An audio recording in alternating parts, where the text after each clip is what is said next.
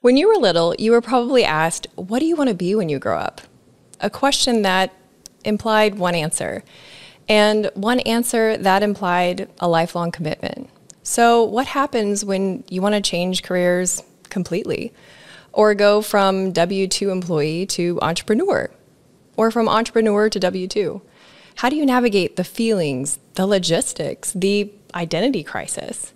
My next guest got a degree in marketing and a certification in sales management. She's been a fitness center event coordinator, worked in nonprofit, stepped into entrepreneurship when she launched a successful PR firm, and made waves when she stepped out to re-enter traditional employment. She's been through it. And honestly, so have I. So today is going to be a little bit different. It's going to be less of an interview and more of a conversation around knowing when to quit, navigating the emotional impact of a new chapter, and unsticking your identity with what's on your business card. People connector, pivot powerhouse, still a social icon, Bri Snellgrove. Thanks for being here. Thank you for having me again. I appreciate you. Yeah, I'm excited. Because I love talking with you, and you and I can like just go on and on about lots of topics.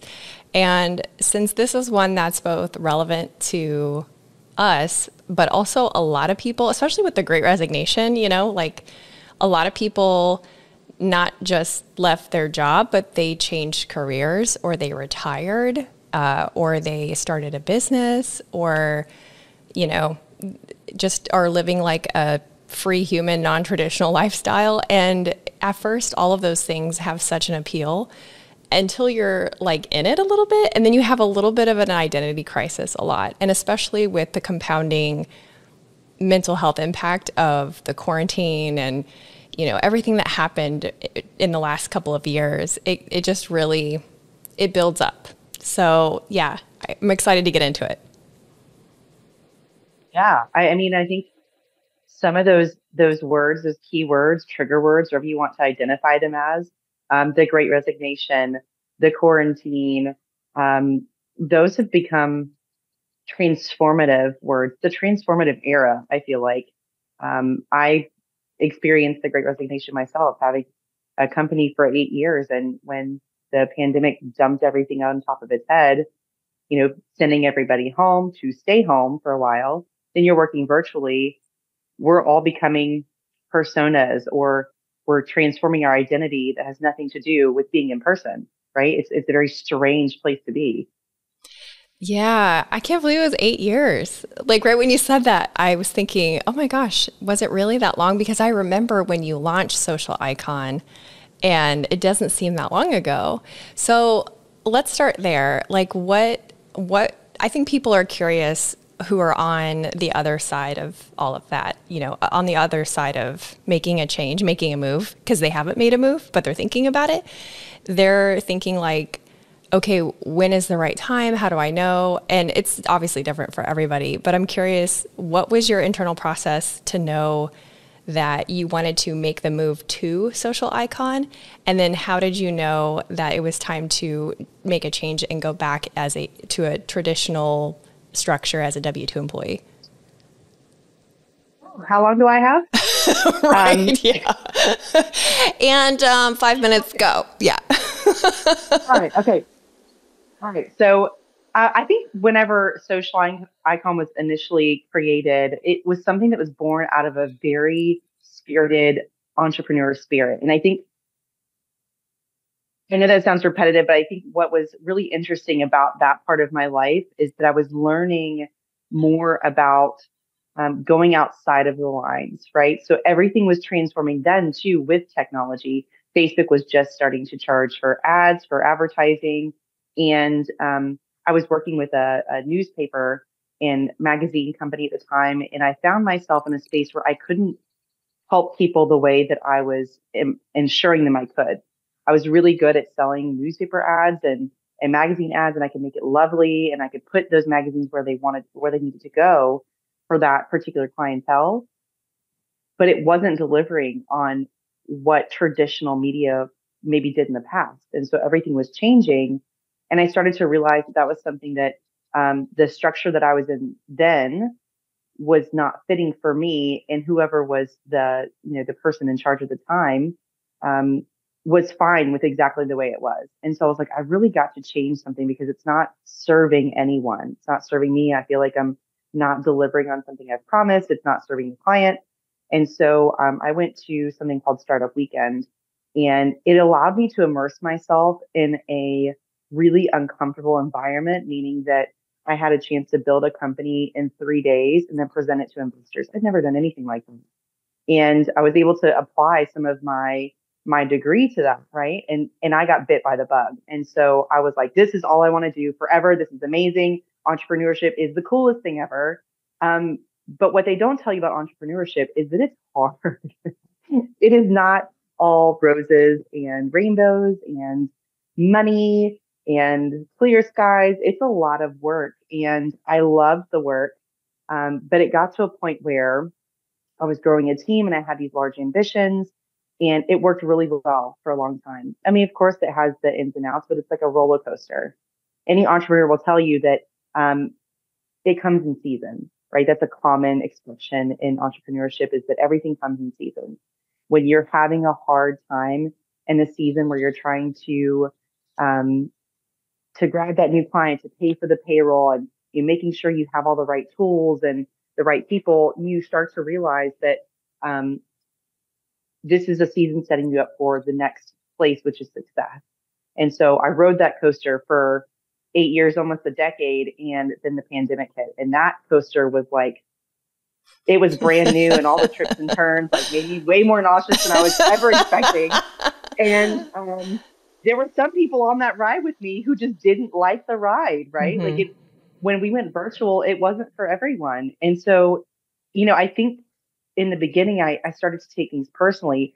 People aren't liking their job. People are kind of disgruntled with either mental health. I feel like in that period of time, there's a lot of leaders who are desperate at that time. You're trying to figure out how they're going to make payroll, how they're going to pivot their company. And we did pivot. We pivoted into doing virtual events, which was incredibly successful. But that meant that a lot of my employees sat at their desks, and those who were extroverts before, who were already struggling with maybe some sort of mental health, became completely disconnected from everyone and everything. And so that great resignation was almost like this bubble that came to the surface. And when it popped, people jumped ship or jumped coaster in my particular example. Um, and and I found myself feeling exhausted and, kind of at wit's end, like maybe this wasn't meant for, maybe I wasn't supposed to do this, right? And I was just kind of burnt out. And I think that there's something about making a conscious decision from one season to the next. And so that was the next step of this, is I took a really hard look at what is best for me, what's best for my family, what's best for the next step in my journey. And so I made the decision to kind of explore other options. And I think that's kind of what we're talking about today. Like, at what point do you say, okay, I'm ready to explore, but how do I cease that feeling that if I quit this thing I've built for 8 years, how do I make that not feel like failure? Yes. Yeah. Yeah. Yeah. Cause like the explanation that you gave was very like well-rounded and very cerebral and very true. But like that thing at the end that you just said about how do I not make it feel like failure? That's like the visceral thing I think that connects people to these sorts of stories, because everyone's, the gears and the cogs of everyone's situation are totally different. So they might not have been selling magazines or had a PR firm, but they relate to like doing something for a long time and then not wanting to quit because of, it feeling like a failure. So, I mean, you are totally allowed, girl, to like turn these questions on me too. But I want to know like what were more of the feelings that you felt when you like went from traditional to entrepreneur and then entrepreneur to traditional? Like, what was that inside like of you, not just inside of your organization? It's very different. I feel like the traditional entrepreneur was, there's got to be something better, right? And I feel like looking back, I probably had a disservice to myself because I never worked in a corporate setting. And so it wasn't like a big structured company that I worked with. A lot of the companies I worked with were smaller companies. And so I didn't garner a ton of structural HR experience where I could take that with me into entrepreneurship. I kind of figured everything out as I went. And I'm a type A, also Enneagram 3. I don't know if that means anything to anybody. But if once the train starts going, it cannot be stopped, right? Like I'm going to do everything I can, work out every scenario to make sure that I can try and succeed, to a fault. Right. And so the feelings there was total ambition, which was great. I mean, of course, it's scary though, right? And I think that something that's important if you're going from traditional to entrepreneurship is mentors. And, knowing what I know now, I probably would have done a couple of the things. And even that transition wasn't a stark jump. I had a part-time job that I was working as I tried to figure out how I can make that consistent. And so, but those feelings kind of feel like you're jumping off a cliff and you're figuring out how to build the wings as you're falling. That's how that feels, right? That is such a good analogy. Yeah, because it's like you're excited, but you're also terrified at the same time. I want to go back to something you said about like, you're an Enneagram 3 and a type A person. And once that train gets rolling, you don't quit. Because I was raised that winners never quit, quitters never win, right? And so that's a real hurdle to overcome when it comes to totally leaving a career path. Like, I think most people are okay with going from one job to another in the same field, but totally switching gears can really be painful. How did you navigate that? Because that was tough for me, going from, sales and being on that path to going towards the creative space. I mean, those are completely opposite. So what did that feel like for you? Yeah, I think to me it was harder to leave something I'd been at for 8 years. Now, although I built it for myself, I think a lot of that comes down to that identity conversation, right? So when you've been working somewhere for nearly a decade, you feel like you're going to have to start over, right? It's like a relationship. You're getting divorced. I had a mentor tell me one time, when you start a business, it's like getting married. And he could have not been more right. I mean, you feel like you have to break ties with that identity. And especially for myself, Social Icon, that marketing agency, was my identity for like a decade. And I know that for some people, it's harder to leave the corporate space to go to entrepreneurship for the same reasons. But for me, it was the reverse. And I think that has a lot to do with the time and the era of what we were all dealing with as a pandemic. But I've been doing entrepreneurship for that decade. And I decided that, for me, those feelings around my identity were so internalized. And I think you're right. Like my dad is Asian. And so that was a success is your love language. And that overachievement is what you really cling to as, um, as doing well in life. And so I think for me, that identity part was the hardest, right? Who am I if I'm not Social Icon? And then I had to take time and take a step back to say, I'm so much more than the work I produce. I'm more than an email signature. I'm a mom of two beautiful children. I'm an Uber for them in the morning. I am a chef at dinner. I am a wife. I'm a workout partner. I am a yoga enthusiast. I'm someone who loves music and to dance. And I think I never took the time to really understand what my true identity was until I took that one that protected everything else off. And it was so fascinating to see. And like, I don't know about you, but once I was able to do that, I mean, I feel so much more fulfilled than I ever have. And I would have never imagined that. If you're like, hey, if you let go of that thing that you built and you loved for 8 years, you're going to find so much more about yourself. It was wild. Well, the who gets lost in the what, like even the list that you were saying right then, those were the what's. You know, I'm an Uber driver, I'm a chef, I'm a this, I'm a that. And I kind of wonder if we should be asking kids, like, who do you want to be when you grow up? Just so that they have more flexibility mentally, because especially when you make a big change and it's not in the same field and you don't have tangible, obvious assets to put on a resume or a business card. You know, an example of what I mean is like, you're not going from director to VP, you know, like that's an upward trajectory that anyone would understandably, you know, tip their hat to.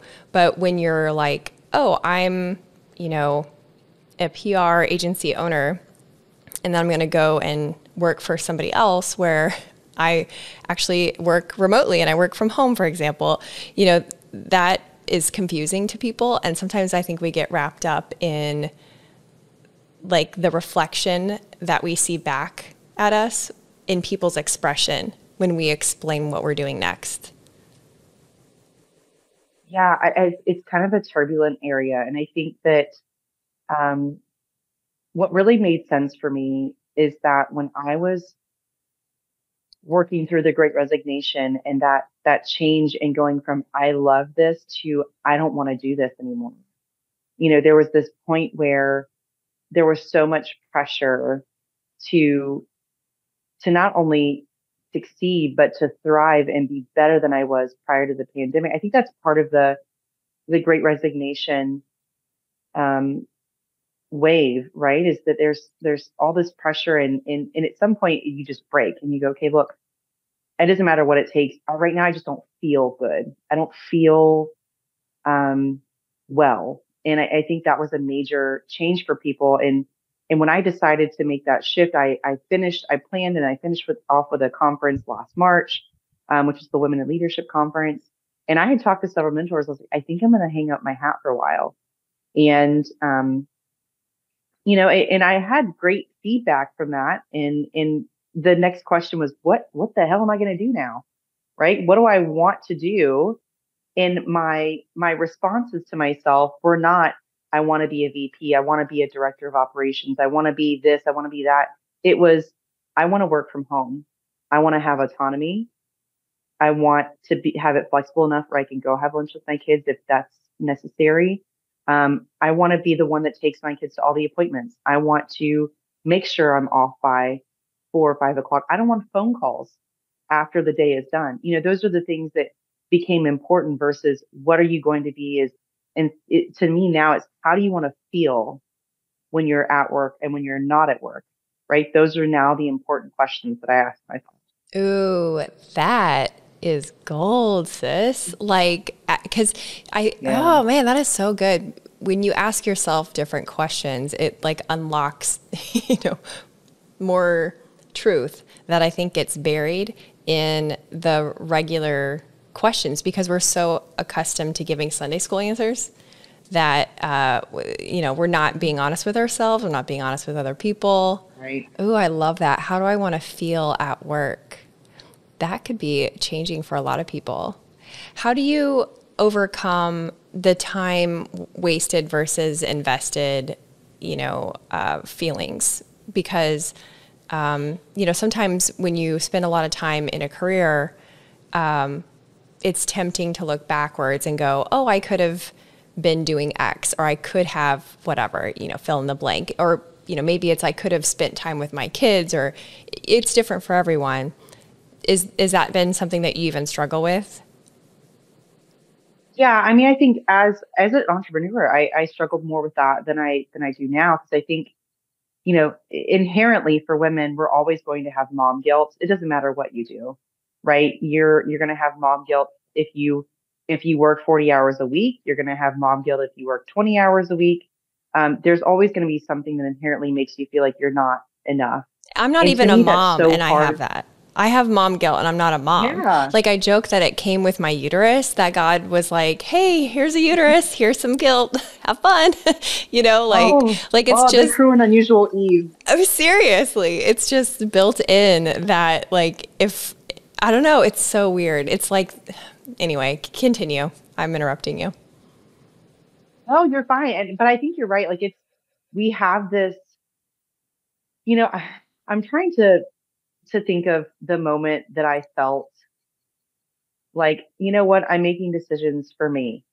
And I think a lot of women and men too, we make a lot of decisions based on everyone else's feelings.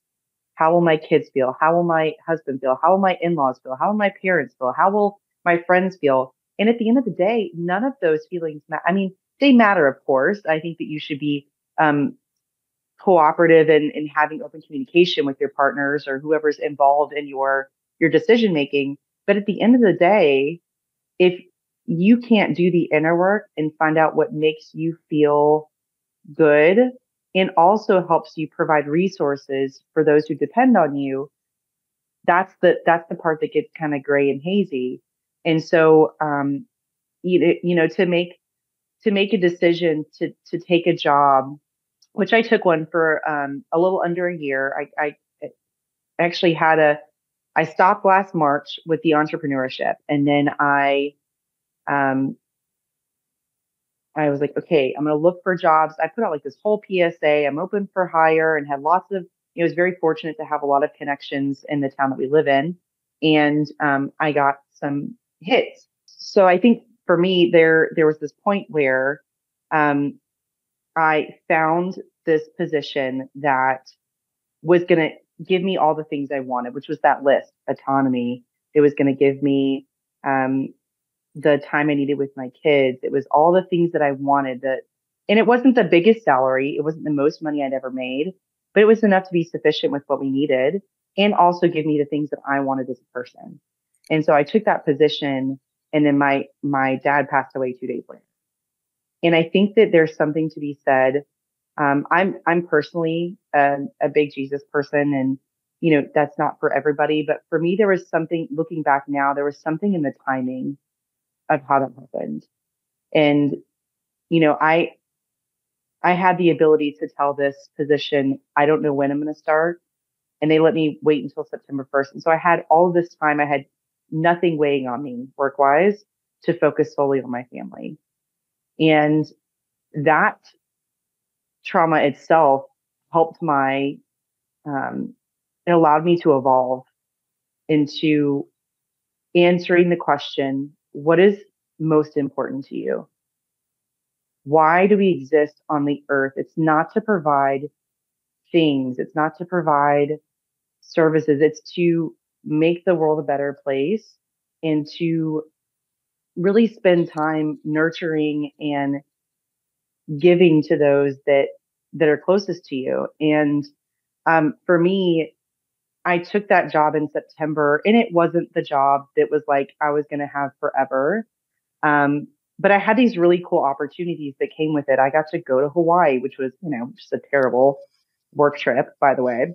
And got to spend time on an island I'd never been to and learn. It was, I worked with investors and, it kind of aligned with some of the things I did. And after 7 months, they said, hey, look,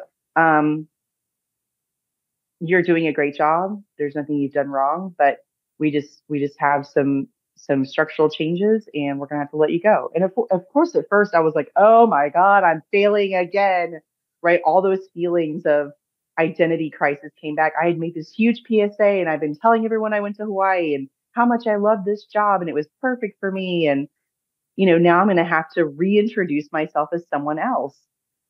And I had to take a minute to go, you're exactly the same person. You're Yes. exactly the same person. Yeah. You are just making a transition, and nobody has to know. You don't have to tell anybody.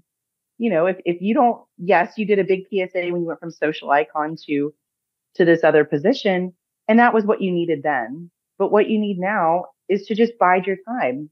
And so the timing again was divine. I was able to work on this year's Women in Leadership Conference in March, and it was an incredible experience. And I wouldn't have been able to do that had I not lost that job. And that bought me a couple of months to figure out what I wanted to do. And this week, I start an entirely new position. So, So there you have it. So I think, yeah, I love what you said about I have to reintroduce myself That is so honest, but you're right. We don't change when we change jobs. We are the same person. We change our experiences. Hopefully we change and upgrade our skill sets. But yeah, there's like a stickiness there with what our job title is and who our identity is, even how we introduce ourselves. Hi, I'm Bob, I'm a doctor, that kind of thing. As far as like jobs that have, we'll use the word expired, and people who stay in expired jobs, like you open the fridge and the smell of the expired milk knocks you back on your back, expired, but people stay. Do you have any theories on why that might be? Anything that you've noticed as you talk with people about your experience and they share theirs? Oh yeah. I mean, a lot of it's fear based. I'm fearful that, it's kind of like that divorce scenario, right? I'm fearful I'm not going to make enough money. I'm fearful that I'm not going to have insurance. I'm fearful that I'm not going to, um, fit. I'm not going to have the same work community. I'm fearful that I'll have to integrate into a new community. What if it doesn't work out? Like there's all these fear-based scenarios for people that keep them from doing what fulfills them. And I think that those are validated fears in some sense, right? You don't want to just jump off without having plans to a new position, but there's always a way if you're really willing to put in the work, not just looking for the job you want, but you got to do the inner work too, right? So if you're fear based of all those things, why are you really fearful, right? So if you took a pay cut of $20,000 a year, would it kill you? In some cases it might, right? Like, does it completely destroy your livelihood? You're like, what's the margin here? But this is such a market. It's such an employee's market right now. I mean, with the great resignation comes huge opportunities for people, and companies are desperate for really great talent. And you'd be surprised how flexible people can be based on your personality, your skill set, how you would integrate. I mean, I've been asked more times, what's your Enneagram and your human design versus what's your skill set? Because if no matter how skilled you are, if you're not compatible with the company, then it may not work out anyway. It's fascinating. That is fascinating. I don't even really understand what either of those things are. I tried to understand Enneagram and I was like, "Ooh, this feels like geometry class. I'm out."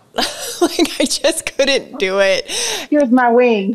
Yeah. Oh my gosh, yeah. And then I just had people, it's almost like the same thing as like sticking yourself to your job identity. I had so many people be like, "Oh, you're a this and I'm a that." And I'm like, or I'm Meredith and you're Stacy. Like, calm down.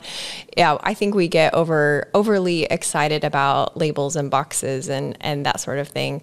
But that is interesting what you said about employers willing to look at you as a person who has tendencies and strengths and weaknesses outside of your certifications. That's pretty good. I also would add to the reason that people stay in expired jobs that perhaps it's that they aren't able to function without dysfunction. And that may mirror in their relationships as well. Because if your job is causing dysfunction in your body, in your mental health, in your home life, and yet you still will not go seek something different, then maybe you're addicted to that dysfunction. Oh, girl. Okay. So I'm gonna shameless plug our last episode that we did together. You'll have to go Yeah. watch it if you're Episode interested. 65. But there was something. Yes, there you go. Episode 65. There was something that Meredith said to Bri 3 years ago, and it was that work was like a coping mechanism. And when you said that, then I was like, she talking about like it's not a coping mechanism. It's like just the thing I do. It was absolutely a coping mechanism. It was something that kept me so busy during the day that I didn't have to give my brain power to anything else. Right. And so a lot of people I say a lot of people, I won't get into statistics because they'll be completely false, but I think there's a percentage of people who avoid the silence, who avoid the quiet. We're so saturated with information that we can't possibly understand what we want because we don't have enough quiet to even consider what how we really want to feel. It's something that I've become so in tune to now that like I want to shake some people and say, look, what you're doing is affecting everything around you. And I think you're totally right in saying that when you hate your job, it affects everything. It can bring in, um, you know, emotional abuse. It can bring in substance abuse. It's, um, you become depressed, and that brings on the next phase of the evolution of, pharmaceuticals, right? You go from being depressed to being medicated to not feeling anything. And then you wake up one day and you're like, where has my life gone? And I feel like that was that's part of my journey is, social icon was something I built and I loved, and it gave me so much that I can pull from now as a skill set and apply that to everything I do moving forward. But it's been completely dismantled, and I can see into the pieces of what works and what doesn't, and not just for clients, but for myself. And so, I mean, you've got to go through some of this stuff too, like with the identity and, because having a company is one thing, but having a podcast with your name on it's a whole nother thing, right? Right. It is. Oh, and I didn't even want to name it with my name because it feels so gross. But from an SEO perspective, every other name that I wanted to name it was too saturated. And so I would have been lost. And there's not that many. Meredith's a real old fashioned Southern name. And there aren't a lot of us. So yeah, but I struggled more with I wouldn't say identity was ever something that I struggled with as strongly as other folks, but I struggled more in switching from, 17 years-ish as a Mary Kay sales director to this whole creative, like media company, podcasting, and now podcaster for hire. That's new. So like businesses that want to add a podcast to their brand will hire me to produce and sometimes host those shows. That the idea that I maybe wasted time as a Mary Kay sales director was more of a struggle than like, oh, this is not my identity. Because I was always an outlier among my sparkly peers. Okay. I think, I was always like the hippie one, so that wasn't so much of a thing. But realizing that, wherever you are, if you are somebody that invests in yourself, and that's who I am, that it's really impossible to truly waste time because you're taking the most of the resources that you're given, whether that's in relationships or whether that's in the skills that you're being taught within an organization, the connections that you're being, hooked up within a networking opportunity, whatever it is. If you're taking the most of it, the only way that you can really damage yourself is by not taking the next step. And so for me, it's been getting lost in the right direction is kind of how I like to say it. And when I was little, we played this game, not sure if this is a Nebraska thing or not, but I call it hot, hot, cold, but it's like one kid would put blindfold on and then the other kid would choose an object in the room and you would walk towards the blindfolded kid would walk towards the object and the other kid would say, oh, you're cold. You would turn, walk another direction. Oh, you're getting warmer, right? Hot, hot, cold. I don't know. It's just me. And I feel like that's kind of what I've been doing with my career is really trying to tap into essentially what is intuition about the people, places, and experiences that feel warm and going in those directions outside of identity, outside of sometimes, what is obvious, like, oh, this is the obvious next step. Let's scale this to make it as massive as possible. So, that's not always my goal with everything. So just trying to be very mindful. And honestly, this is dark, but living with death in mind more. And I know that's something that you relate to because of the death of your father. It's sobering. It's not really as morbid as I think a lot of people think about. But when I think about who do I want to be remembered as, and just thinking about life as finite, I think has helped me overcome that quitters never win, winners never quit attitude. Because I know that I got one life, presumably. As far as we know, we only have one, right? And so I might as well make moves, follow through, try things out, meet new people, take care of myself, and do the damn thing. So, yeah. Mhm. Yeah. I mean, couldn't, I couldn't think of it better myself. I mean, that's so true. I think for me, something that has been, an intuition move that I go with, and I did this a lot when my mom is going through a lot of decisions right now. And something I tell her constantly is, Mom, if it's not a full body yes, don't do it.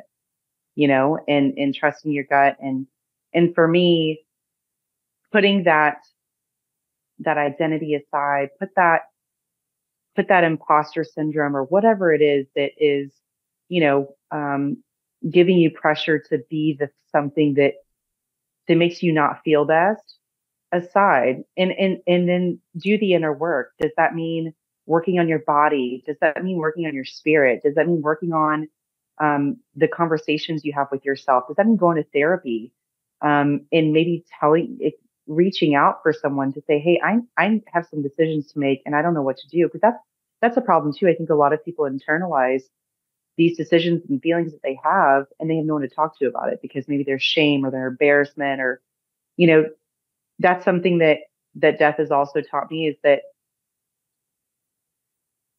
you know, you can't take things with you. All the things that you say, it's better to get that out, right? Like you've got to be able to verbalize what it is that you're going through. And I think that work plays a huge part in that. And the reason I have a job that I have that I'm getting ready to start this week is because I was verbalizing it with a friend of mine.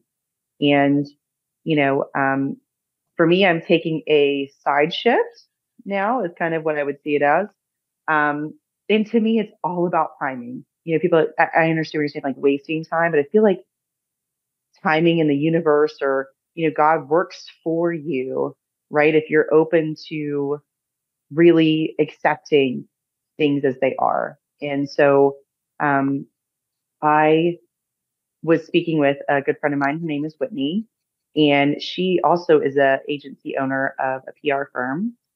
And we met 2 years ago. We're like, oh my God, I think we're the same person on different trajectories. And we became fast friends. We're friends ever since.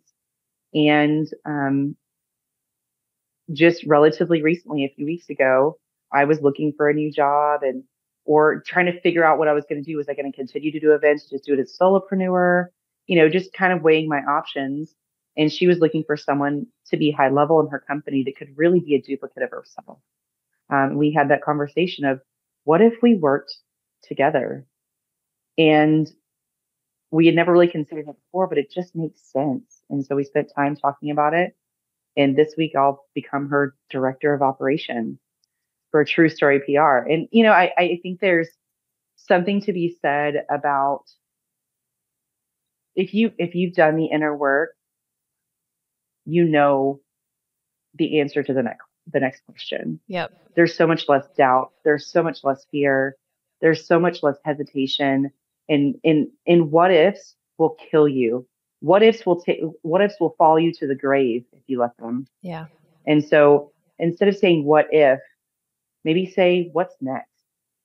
I love that. I think we've got some good new questions for everyone to chew on and ask themselves. And I'm going to send out, when I send out, you know how I do the Saturday email at the end of the week that an episode is aired, I'm going to put these questions in there so that people can kind of save them and screenshot them on their phone.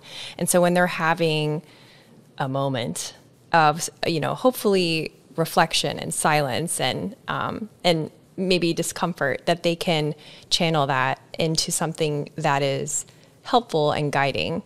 Thank you so much for chatting with me about this today. Do you want to plug the new place, their socials? Yeah, absolutely. And I just want to remind everybody, if they want to get the Saturday emails, they have to subscribe to the newsletter. So don't forget to do that. Yeah, thank you, Bri. You have to text REAL to 66866, everyone. Yes. So the company I'm going to be starting with is True Story PR. And when this comes out, it will have been there for a couple months, but this is kind of like the grand announcement. It's our director of operations. And so True Story PR is very similar to what Social Icon did. Mine was more of a marketing events agency, and hers is truly a PR agency, but they do marketing and content campaigns and reputation management and all the things that really help clients tell their true story. And so for me, what's really important about this company is that she has a vision, she has a why, and she cares so much about her clients and their success. And so it was something that we really aligned on vision, and we believe in the same things and are going in the same places. And so it's just a huge happy marriage. And I'm so excited for what's next. Well, that's awesome. Well, I look forward to staying in touch with you about all the happy changes. Thank you again. All right. Thanks, Meredith. Hey, you're still here. Thanks for watching. If you love breaking free from the algorithm to explore curiosity, join me each week by hitting subscribe and the bell for new upload notifications.